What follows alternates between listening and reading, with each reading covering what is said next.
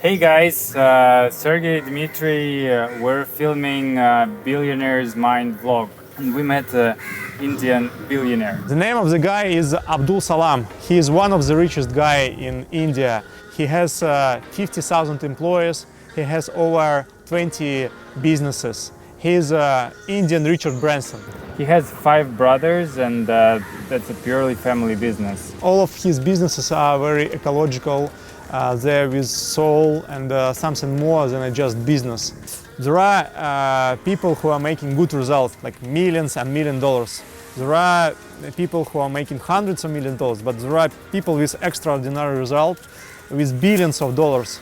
Let's go and find out what is the thinking path.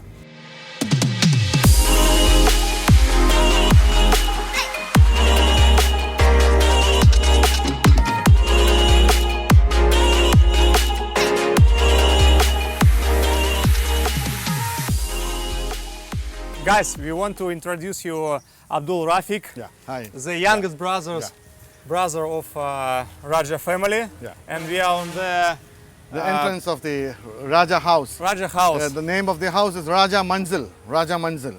Manzil. Yeah. Here you was born. Yeah. And here your father was. Yeah. He was always here actually. Yeah. And he used to go to Sri Lanka also at times. Okay. But the major activities in India, he used to operate from here. Nice. Yeah. Let's go and show you your room where you was. Yeah. The old house was here, and then now it's broken down and we built a new house. Yeah. We wanted to leave it as a traditional house, but then the house was coming down. It was sinking. It was made in the year 1935. So it was become old, and then we had to break it down. But it was the same, or? Yeah, almost the dimensions are almost the same. Nice. In fact, when we broke the house, we wanted to move the house a little more back. But we have some traditional people called the carpenters here. They come and see how to, where to locate the house. And finally what happened was he told, no, we don't go back, we come forward. And now it's in the same place where the old house was, in the same location.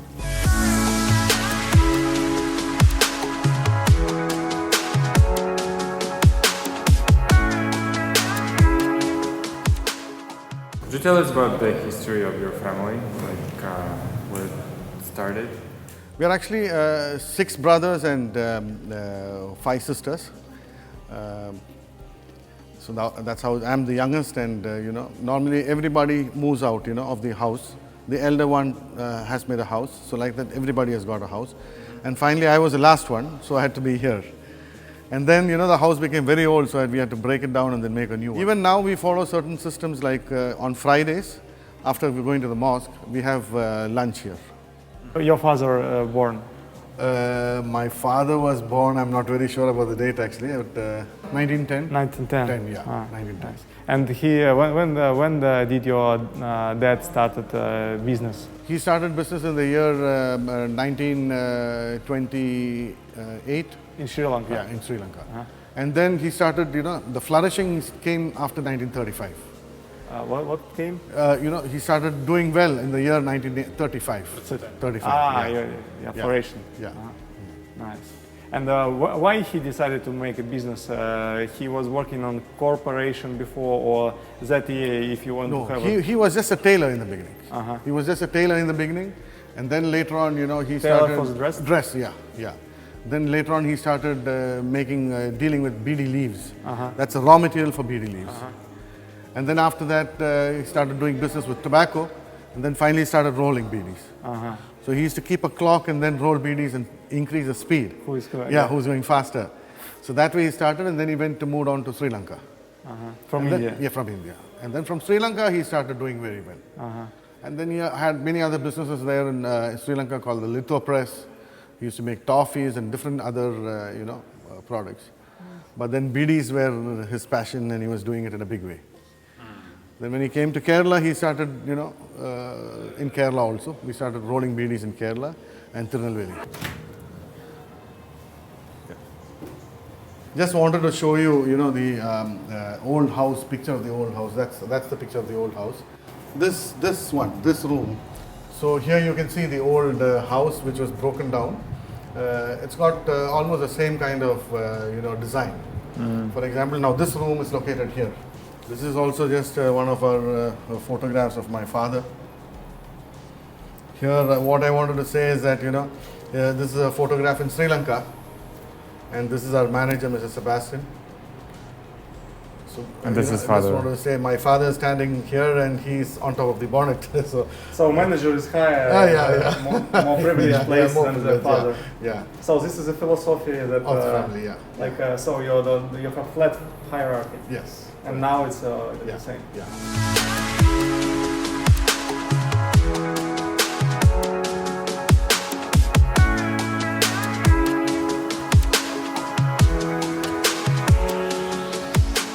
So we came to the production plant of one of the biggest tea companies in Kerala, and that company belongs to Rajah Group, and that's the son of Abdullah, the king. Salam, and my name is Zuhid. Hind, yeah. So let's go and see his factory.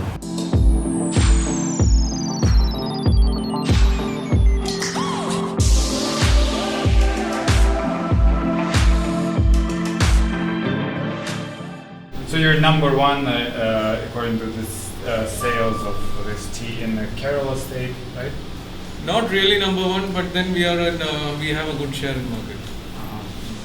Even though we are not number one, but very soon we'll be number one.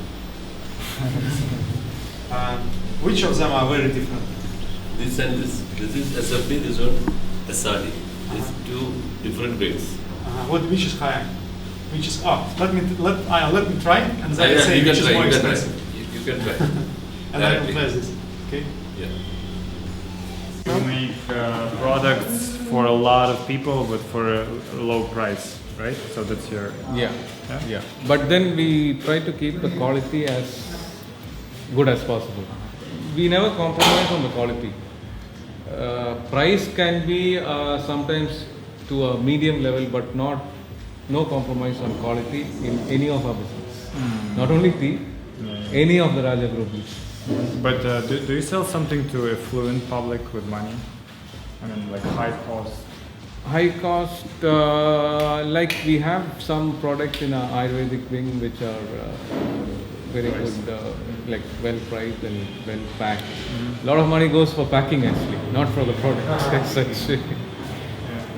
Никогда нельзя пренебрегать тем, что любит клиент. Если он любит конкретный стандартный вкус, нужно, чтобы продукт был всегда стандартный, и они вот вкладываются так. Это вот, чтобы решить, какой из них покупать, у них 4 человека и отдельная комната, и они тестируют каждый раз чай для новой поставки.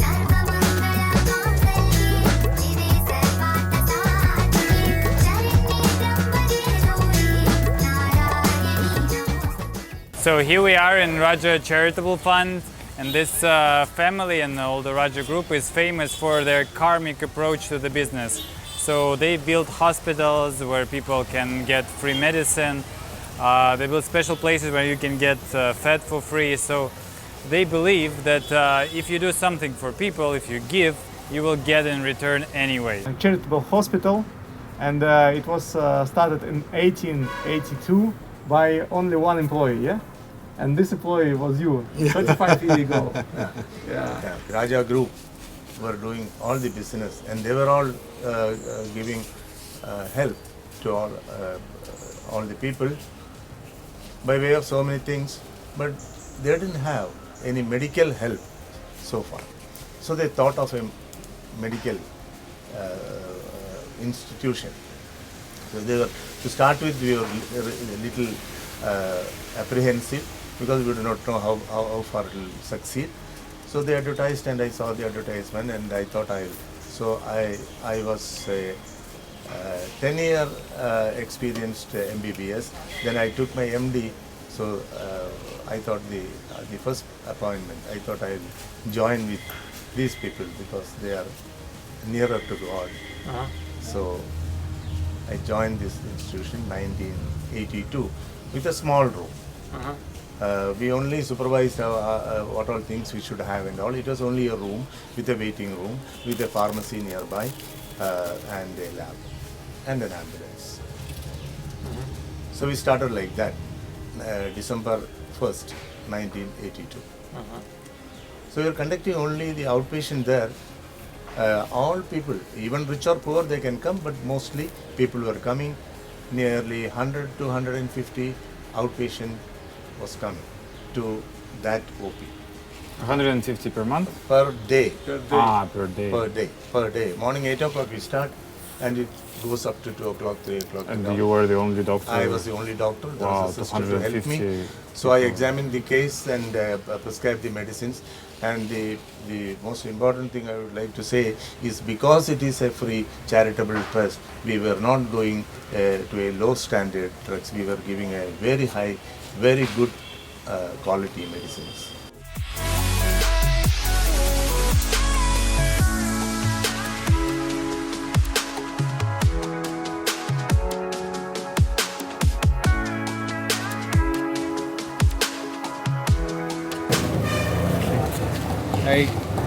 Let's go.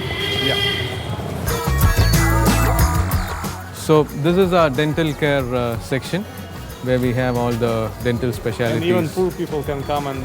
Yes, the card holders are given appointment with the dentist. how you decide that this particular person, they need to be served for free? We have a system where our trusted staffs go to each house and verify if they are really poor, and if they are identified as really poor, they are given a yellow card, which means everything is free for them, right from consultation, admission, lab test, medication, even admission, even everything is free for them.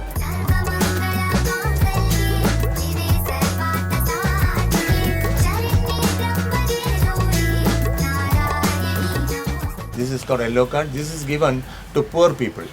A squad will go and examine the surroundings and all that. They think if they are really poor, they issue the yellow card. In the periphery of 10 to 15 kilometers, because we can't go wide, because we have to look after our Capacity also. Yeah, capacity also. We had all these full-fledged gynecology department, surgery department, and awfully for some 10 years. Before, we have a cardiology department, we have a cath lab, we are doing angioplasties, we are doing dialysis, and also suppose this poor family has got some lady who is pregnant, she is going to deliver, we give a card which is only for that delivery. After that, this is invalid. So if Only for the delivery. if I'm pregnant, I can come. Yeah.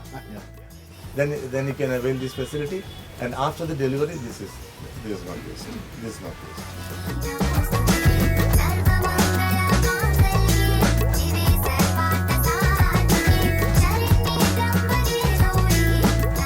Only your family supports this hospital or any other entrepreneurs? Yeah, basically it's our own family and our own companies which supports the hospital.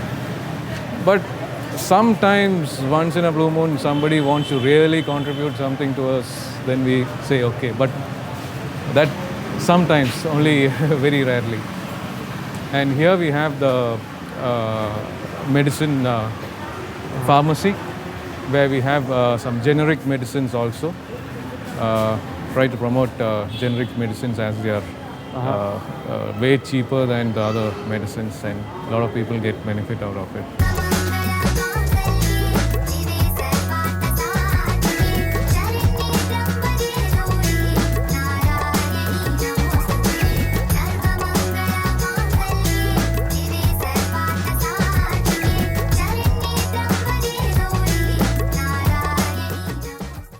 So here we are at another charity project of the Rajah Group.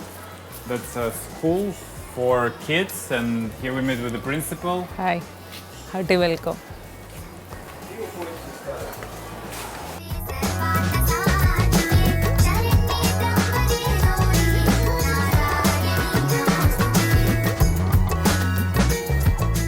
So what was the main idea or intention behind building schools or kindergarten?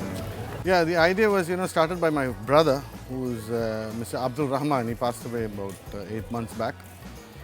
We started the school in the year 1993. And the main intention was to give, good schooling for the locals here at a reasonable price. So the price is very reasonable. It is not you know, purely business oriented, but reasonably priced school. So, but does it have profits? No, it doesn't make profits. Or if there are any profits, we utilize on the buildings and structures and things like that. It's not for profit school. Not for profit, not for profit. But at the same time, we charge. Yeah. To run the school, we charge. Salary, Maintenance and all that. We have got close to around 2,000 children here and about 150 teachers and staffs and everybody. Do you put your child here? Yeah, why not? Yeah. In fact, Mr. Zuin's son, he just went now. Yeah. Zuhin son. Yeah. From the kindergarten. Yeah, from the kindergarten. Nice.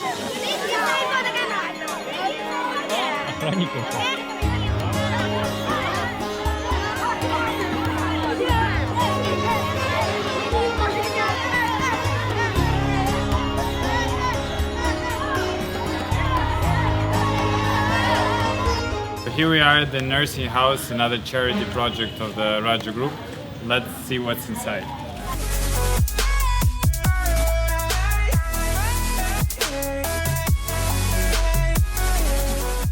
Тяжело получить лицензию на то, чтобы сделать дом престарелых.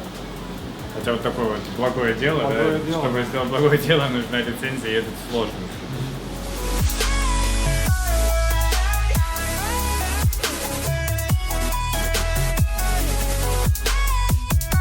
Азим, член семьи, привел нас в еще один благотворительный проект – психиатрическая клиника, где людей лечат с ментальными расстройствами. Здесь 50 человек, которых адаптируют к нормальной жизни. Такие материалы, они учат, как дети снова животных, цвета.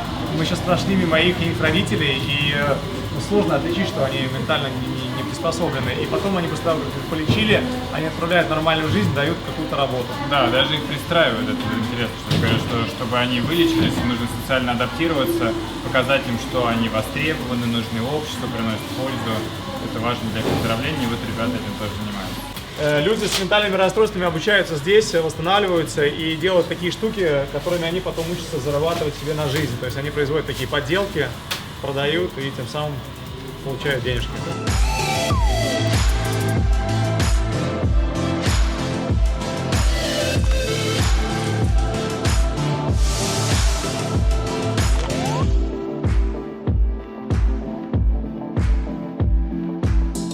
So we continue our meeting with Abdul Rafeek.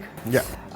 And you have so many businesses, so we are not able to visit each of you as they're in remote areas. Yeah. Even without roads.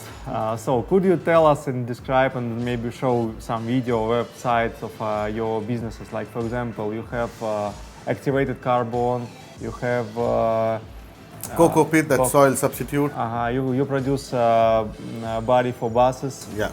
And also you could produce Balms. and which you sell over the world. Yeah. Yeah. Let's start from the balm. Yeah.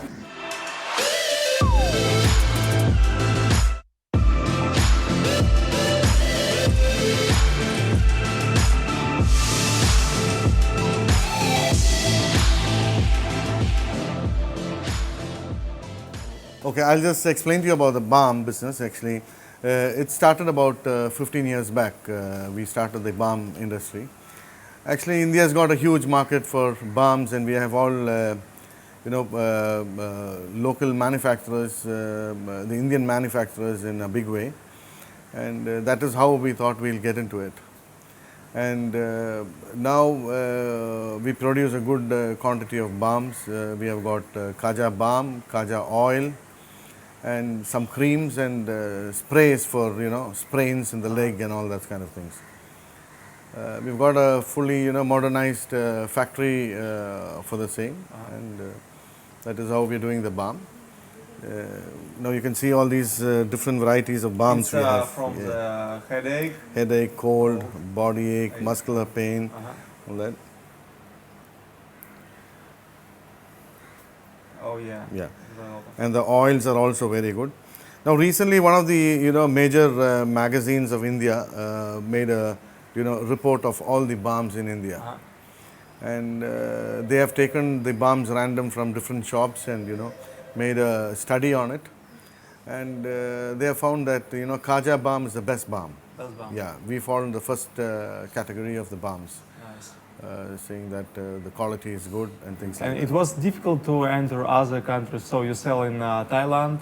Yeah, now we are planning to sell in Thailand, all the other neighboring countries, because there also Asian countries people use a lot of balm. Yeah. So now we are just planning to set up one unit there in Thailand now. Is it hard to enter other countries? No, it's not very difficult, but in a way, yeah, there are a lot of hurdles to get across it, but we are on to it now. We are on to it because we are in par with the quality of the other manufacturers abroad. We have the confidence that we are of good quality, so I don't think there will be an issue.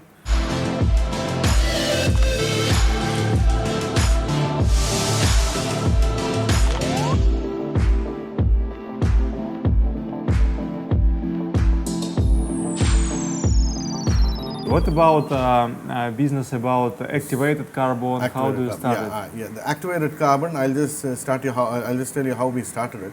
Initially, we started with the cocoa pith. Cocoa pith is nothing but a soil substitute. See, it's like now the earth is being used for growing plants and all that. Instead of that, now we have found something. It's called a soil substitute. So you don't require, the earth. The soil is good enough. So this is the skin from coconut. The coconut. This is the shell, shell, and the skin you use for soil. Yeah. So what they use is the skin normally is used for making ropes. The big rope. They wind it and make the rope. Yeah. And the waste out of it is called pith. Where earlier days it was a big problem for dumping it away. It used to be a problem for dumping it away. But now people have started using it for growing plants. Nice. Now, for example, if you go to the Holland, you can find a lot of greenhouses where they start growing plants in. So before it was like a waste, like a dust. Dust. Now it is being used. So it's got a big demand now. The process is very simple, and it's got certain criteria which has to go through. So we have got a nice laboratory and all that, and now it's done in a big way now. And the land substitution and the balm, as a factory, are far from each other, or the balm, that's totally different.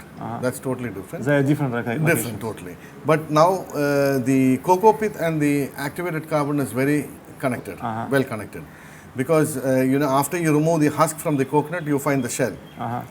The coconut shell, now we are using it for making activated carbon. The activated carbon is another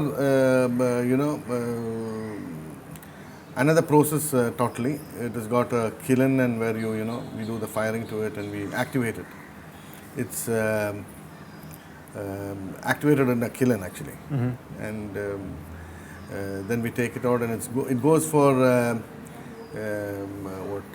gold refining, petroleum, and water. Water is the most important. For water, it is being used in a big way. For filtering. Filtering water. In fact, we have also developed a filter which goes into all the RO machines and all that. Which the RO machines. The reverse osmosis water plants you find everywhere in India. Every house has got an RO machine, and inside the RO machine goes this activated carbon filter. And here in Ayurveda you use your... Yeah, we use here.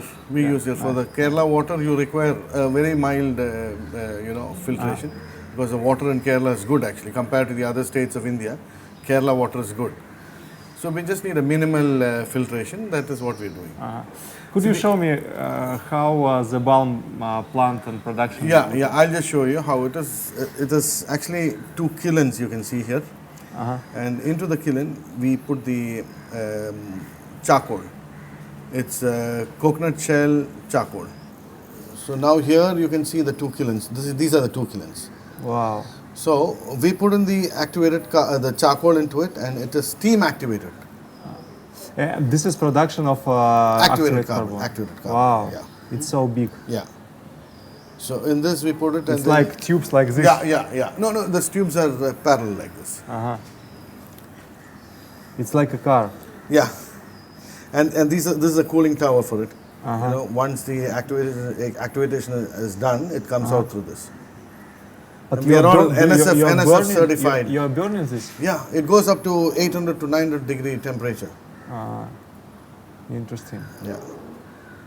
And this is a world-class R&D facility we have. So you sell it to, I know, a lot of Los Angeles. Yeah, use it.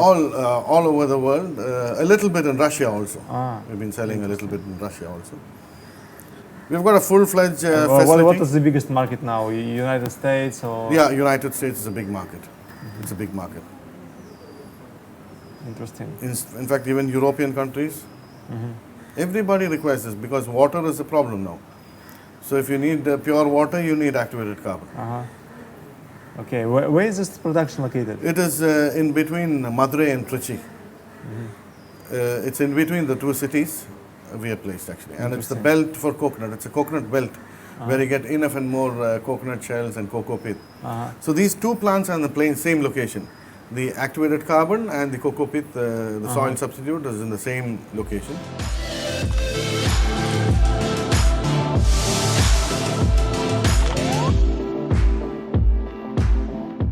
You have bus body production? Yeah, bus body production is a different activity totally. But again, we have one small unit here and the other one is in Belgaum. It's close to Goa because I think you must be knowing Goa. Yeah. It's about 200 kilometers, 150 kilometers away from Goa. And we supply to a big manufacturer called Tata Marco Polo. They make buses. Marco Polo is a Brazilian company actually. We make the front show, the rear show, the dashboards and all that. And we make about 2 tons of parts per day. Wow, per day, 2 Per tons. day, yeah, 2 tons, yeah. And I heard you had a meeting with Belarusians. Yeah, that is what now our latest, thing is that we are planning to get into Maybe Russia. soon Russian and Belarusian buses will be with your bodies. Yes. Okay, interesting. When did you start this business? This is about only about 5 years old. 5 years old. Years old. So how did you come up with this idea? No, actually we had a factory there for making roofing tiles. That is clay roofing tiles. A long time ago. Yeah, long time Even ago. your father started. Yes. That's about 35 years old. The building was very old and things were going You bad. renovated it. We renovated the whole thing and then we came across this business because Tata Marco Polo had a huge plant in Dharwad, which is about 50 kilometers from Kanapur, Belgaum. So that is how we started. Now we are also planning to get into the bus seat industry, where we manufacture the bus seats. Seats. I think in about in a year's time we'll be launching that also. Nice. A bus requires a lot of seats, so we intend to do that also.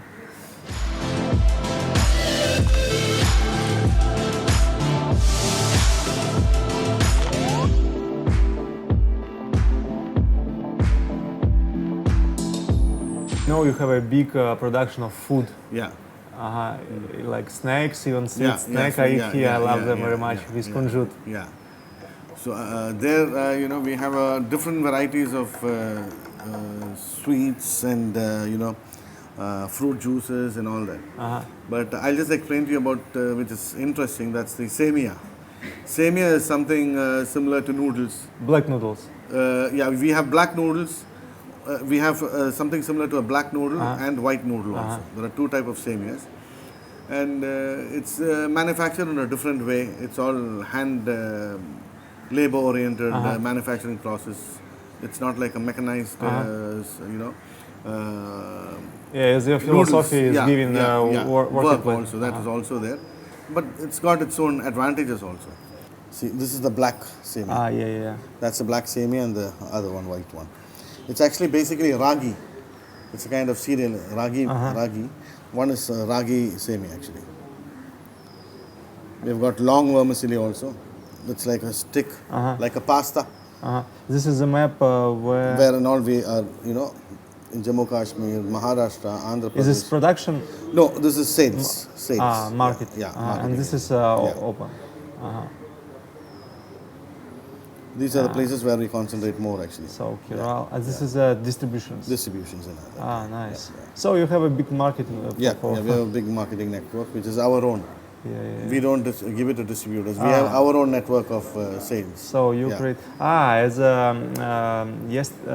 Yesterday, Abdul Salam he told that distribution is your focus for the next years to grow it. Yeah. And when did you start this? FMCG? Yeah, FMCG. This is about 8 years now since we started. And about food distribution, do you distribute your own food? All own. Yeah.